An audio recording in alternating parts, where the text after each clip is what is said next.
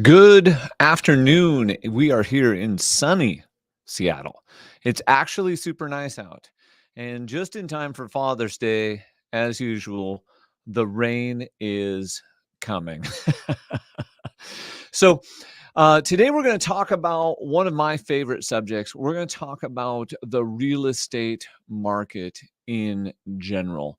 We're going to talk about real estate statistics. I'm going to go over numbers and share those with you today. And as usual, drop any questions that you have about the market into the chat specifically. If we don't get to them or you're watching this later on, then just send us a DM. We'll answer those questions, send you a copy of whatever stats that you need so that you can make decisions as a buyer, as a seller, or as an investor, because the market is massively changing right in front of our eyes. And there's one little bonus thing I'm going to go over here, towards the end of this as we get going. Okay, so first off, let's share our screen. Present, share screen, share. Perfect. What I wanted to look at first is I wanted to talk about the whole NWMLS.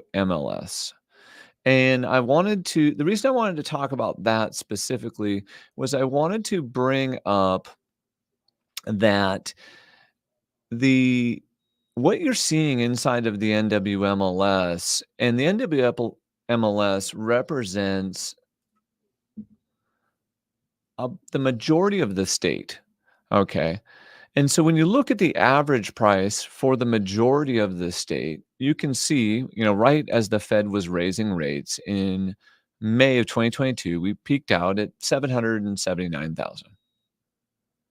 And then what's interesting is we're at 788,000. So most of the state is starting to recover and is getting back to pricing above where the Fed was when this, kind of mess started. Now let's go into King and Snohomish County specifically.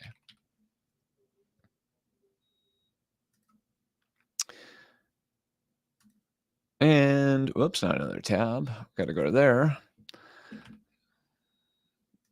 Nice special clack on the keys. Snohomish County. Okay. So as we're looking at King and Snohomish County, we can see that King County peaked in April at an average price of, let's call it 1.1. And you can see that Snohomish County peaked at 848,000. What's really interesting as we start to look at this right now is King County is above where it was previously. See, 1.13. King County is at 1.34 right now. Snohomish County is sitting at 825,000. So they are not back above the peak yet, quite here in Snohomish County. Let's look at it from the median price perspective. And as always, if you guys see something that pops up, please feel free to drop it into the comments. Gabe, we appreciate your feedback. Yes, I find this amazingly interesting info. Okay, so when we're looking at the median price, you can see the same thing happening. So both median and King and Snohomish peaked in May of 2022 at 887,000 and 775,000 respectively. King is showing above that, and Snohomish County is not quite above that at 750. Going back to the average price, look at where we started the year. So January, we started at 957,000. And look at that run up. So 957,000 all the way to 1.13.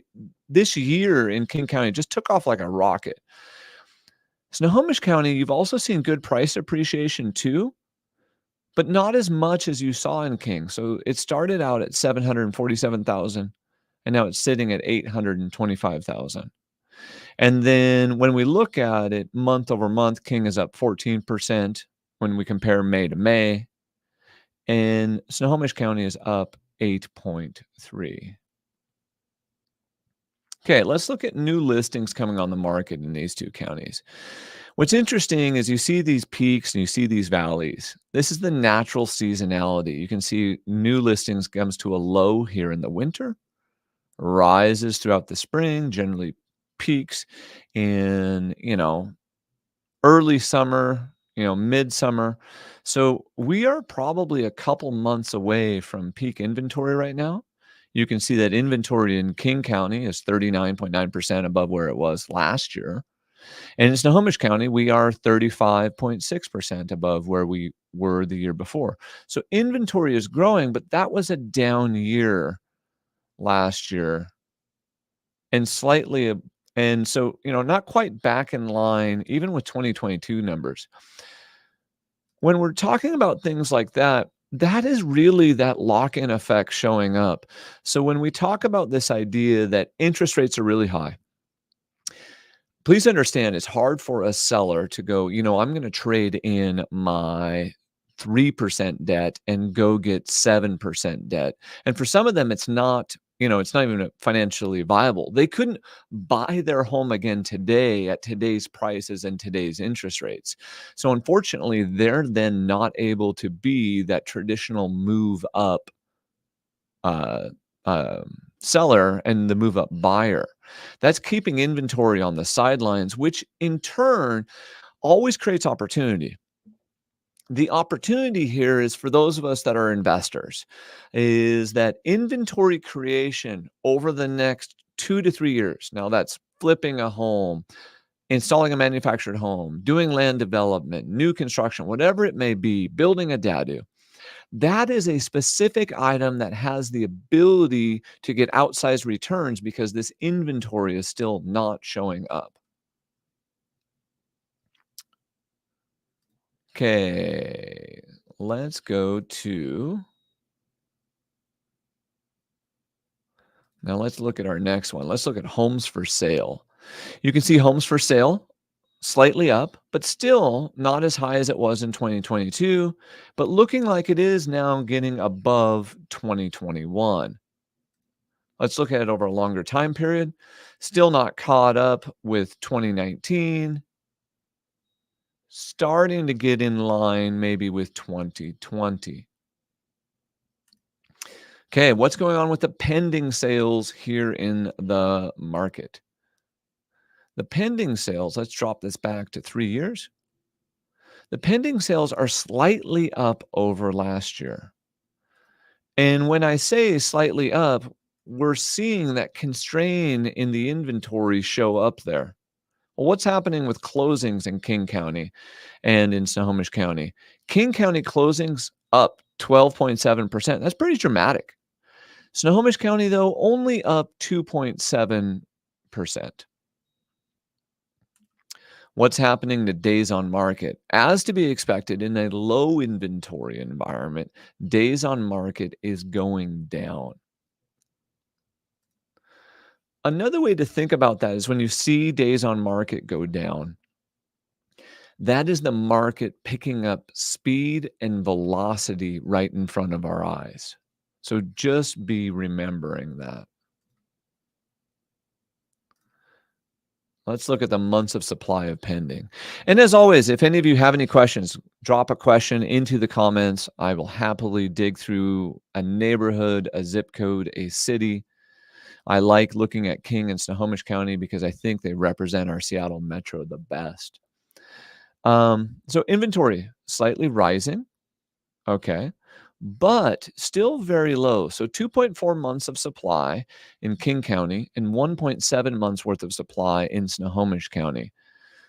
The way to think about supply is if we have 6 months worth of supply, that's a neutral market. Above 6 months is considered a buyer's market. Below 6 months is a seller's market. And we've really been stuck in this low inventory environment for a longer period of time. And When we're below 3 months worth of inventory, it's a very, very tight market. That's why we're seeing these bidding wars. What's funny is when you go back in time, over the last 5 years, we've been in a low inventory environment. And you can see, of course, that inventory got unbelievably low as interest rates got very low and increased people's qualifying ability. I want to look at this over the max time horizon just so people understand. Heading into the Great Recession at the end of, beginning of 2007, we were also at 3 months. We then went and peaked out at, 12.7 to 11 months. And then right after that, as the market started stabilizing, we've really been below 4 months of inventory ever since then.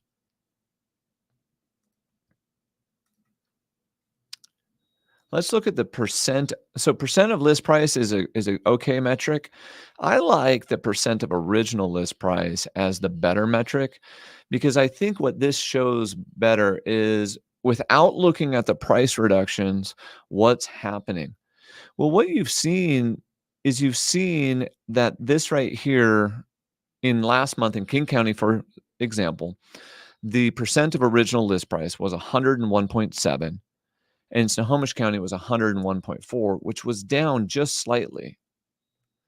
So I want to talk about that for a second. What this is this is the bidding war showing up and showing you that the average property is selling for approximately 2% more, but slightly less than it was the month before that. What that means is rates matter. This is a perfect example of where you see the high interest rates, because we were over 7, and then you saw rates start to gradually tick up, and we hit about 7.4 again. As they crest 7, less buyers qualify, and it becomes more difficult, and their payments are higher, so there's less demand. That's why you saw the bidding wars cool down. Well, why are the bidding wars still here? The bidding wars are still here due to that lack of supply that we were looking at. That lack of supply is what's causing our market to rapidly appreciate, even in the face of inflation. Like I said, if you have a specific thing you want me to go over, I'm very, very happy to do so. Let's look more at this data. Okay, next we're going to go into the price per square foot. The price per square foot is showing on the median and on the average, really what we've been seeing in the average price. You see that rising from the beginning of the year and starting to get back in line with our 2022 peak. Shows depending. So how many showings does it take for a home to sell? Notice how in King County and Snohomish County, these numbers are going down. What that is also showing you is the market is picking up velocity right in front of our eyes. Last, we've got shows per listing, 7.1 per showings and 6.7 in Snohomish County. And then what's interesting is it's 15 in King County and 12 to go pending. So the average listing isn't quite receiving enough showings to go pending. So if you had another way to think about this, like if I'm a seller and I live in King County, if I had 15 people come through my home and I didn't sell the property, then this would be an indicator that my property is overpriced and the market's rejecting it based on these simple statistics. In Snohomish County, that was approximately 11 days. Same thing applies. Hey, I got 11 showings. I did not get an offer. Therefore, now I need to go, okay, is it the price of my property? Is it the condition of my property? Is it the presentation of my property? Is it the positioning inside of the market? Moral of the story is our market is very, very hot right now. And I want to drop in a little bonus on this one. I want to look at the 10-year treasury real quick. And the reason I want to bring this up is I want everyone who is a part of, our data journey, one of our subscribers, they're in our network, whether you're an agent, a buyer, or an investor, to really understand what's happening with the 10-year treasury, because this is what's determining everyone's rates. So most 30-year fixed debt goes off of the 10-year treasury. I'm going to share my screen again and hide behind this. So right here, this is last year in 2023 when interest rates started to get near 7.8. The 10-year treasury, what you can think of here as we are showing this is you can think of the 10-year treasury as if I add approximately 260 to 280 basis points to this number, this is what 30-year debt is for the average consumer. Traditionally speaking, that margin is only 180 basis points. So because the banks know these loans they're originating right now are so much higher than normal, they have to get extra margin up front because they're not going to get their traditional servicing margin.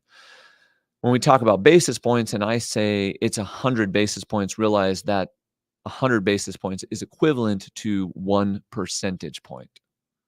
So let's dig back into the data real quick.